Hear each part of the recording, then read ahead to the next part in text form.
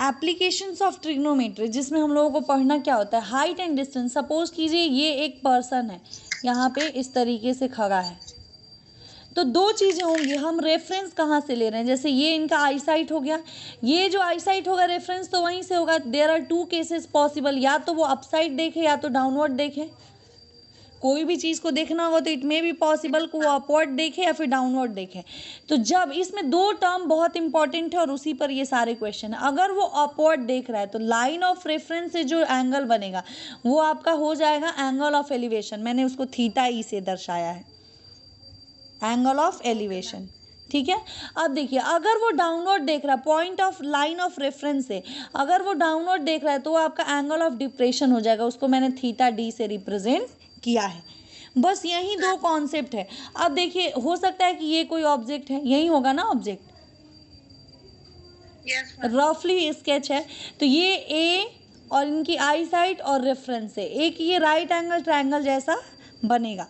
It's very similar to the right angle triangle. If he is looking downward, तो may be वो base देखना चाहता हो, मान लीजिए कि छत पर है, नीचे देख रहा हो कोई ऑब्जेक्ट को, तब भी तो ये राइट एंगल ट्रायंगल का केस बन रहा है। Yes, ma'am. और आपको ये तो पता है कि जो भी एंगल से सटी हुई साइड होंगी एडजेसेंट नियरेस्ट हुआ हमारा बेस हो जाता है और जस्ट एंगल के अपोजिट परपेंडिकुलर हो जाता है। और हाइपोटेनस तो is the longest side in a right angle triangle. चलिए ये बेसिक कॉन्सेप्ट क्लियर हुआ। तो आप हाइट के जितने भी क्वेश्चंस हो गए एप्लीकेशन ऑफ ट्रिग्नोमेट्री में, हाइट एंड डिस्टेंस के, वो क्वेश्चन ईजिली सॉल्व कर पाएंगे। क्योंकि अब sine, cos, tan, cot, cosec, sec, ये सारे ट्रिग्नोमेट्रिक रेशियोज तो आपको क्लियर है या इसमें भी आपको कोई डाउट है? नो मैम, इसमें कोई डाउट। चलिए तो सबसे पहला एग्जाम क्वेश्चन जो है एक्सरसाइज 16B का क्वेश्चन नंबर 7 हम लोग करते हैं।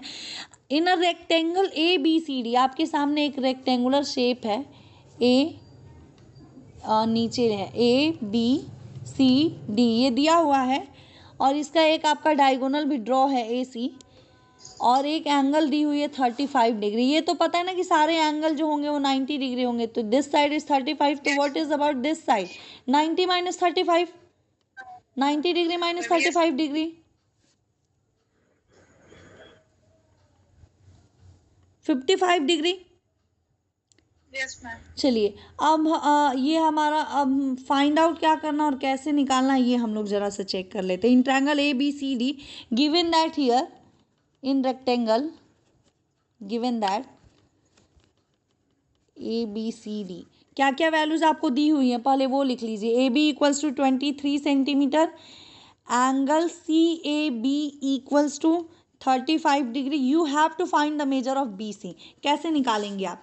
ट्रिग्नोमेट्रिक रेशियोज का यूज़ करना है। अब यहाँ पे आपको सोचना होगा कि आप किसका रेशियोज लेंगे, साइन थीटा ले रही हैं, कॉस ले रही हैं या फिर टैन ले रही हैं। ये आपको ट्रायंगल को देख के थोड़ा बहुत समझना पड़ेगा इस चीज़ को। और कुछ कुछ क्वेश्चन हो सकता है कि for the first time you will face difficulties, but regular practice करते करते फिर आप देखते ही समझ जाओगे कि मुझे किसके रेशियोज लेने हैं, कौन सी वैल्यूज़ दी हुई हैं। तो in rectangle A B C D, A B is 23 और C A B is 35 degree. आपसे पूछा है बी सी, तो हम क्या ले सकते हैं? बी सी पूछा है ना, तो B C equals to what? चलिए आंसर शुरू करते हैं। इसका हम क्या ले सकते हैं? हमारे पास हाइपोटेनस की भी वैल्यू नहीं है, बट हमारे पास ये दिया हुआ है, एक बेस है, तो हम पी बाई बी लेके देखते हैं। पी बाई बी क्या हो जाता है? पी बाई बी साइन हो जाता है। नहीं, टैन होता है P by B. Tan theta equals to P by B. तो टैन 35 डिग्री 35 हो गया, ये अगर 35 है हमारा, tan 35 equals to P by B. Tan 35 का टेबल चेक कीजिए जो आपने मुझे भेजा है, 35 की वैल्यू उसमें है क्या? Tan 35 equals to P by B. P की वैल्यू आपको पता नहीं है, लेकिन बी है आपका 23 सेंटीमीटर, है ना? Tan 35 degree equals to P by B.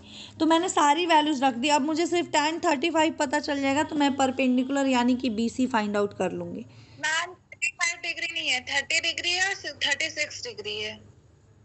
35 degree नहीं है, फिर रुकिए मैं सोचती हूँ क्या कर सकते हैं। हाइपोटेनस भी मुझे नहीं पता है।